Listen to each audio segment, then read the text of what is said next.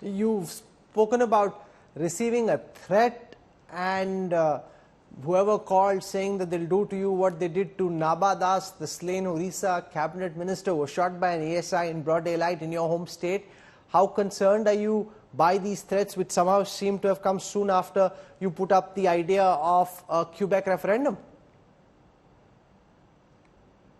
Look, I don't want to make any further comments because Delhi police are apprised of it and they're investigating. I don't think I should add to that, except this much, that yes, Naba Das was an Orissa, a former cabinet minister in Orissa, who was shot dead by his former PSO in broad daylight. And of course, Orissa has seen a dramatic surge in crimes of all kinds. And this was a shocking political murder.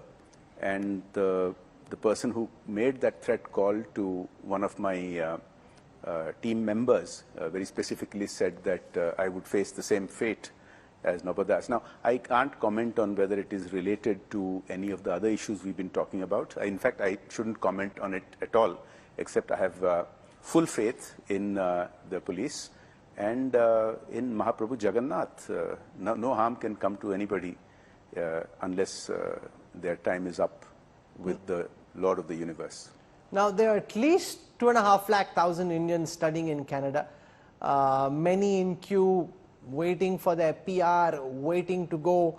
They're very concerned by this decision. You know, you're wanting to send a message. What happens if Canada retaliates? There are many more people wanting to come from Canada to India than there are from India to Canada than there are from Canada to India.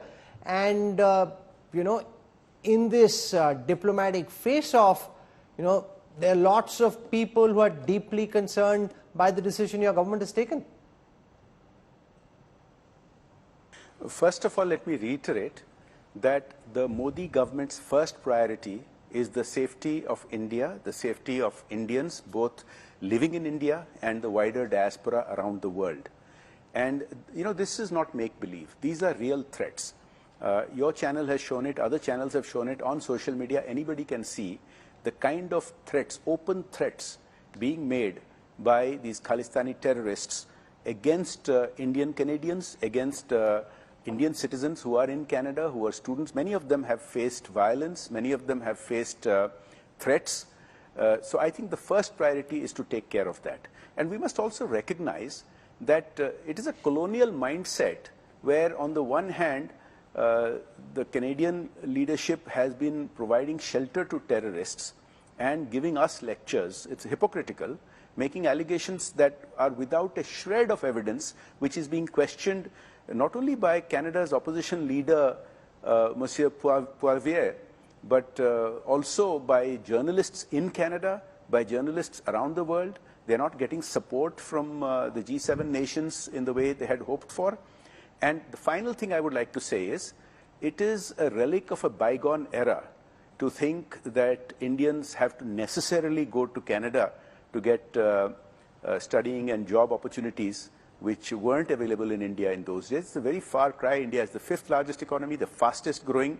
There are more opportunities here than currently being created than virtually anywhere else. Also, there are study opportunities emerging in India and other friendly nations. I think we should keep all of this in mind in keeping the main objective of the safety of our people first.